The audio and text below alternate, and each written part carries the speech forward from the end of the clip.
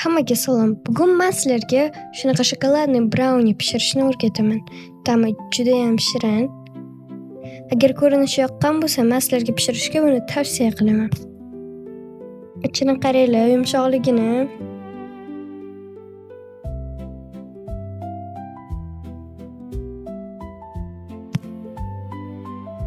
Un, shakar, soda va tuz.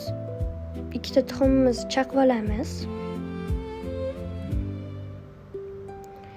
Margarin, o'simlik yog'i, sut va 1 choy qoshiq uksus solib, kakao qo'shib olamiz va yaxshilab mikserlaymiz. Bir xil massa bo'lguncha.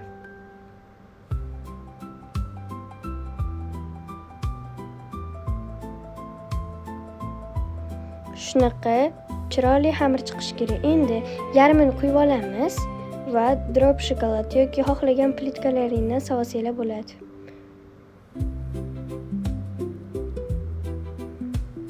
Va keyingi yarmini solasizlar.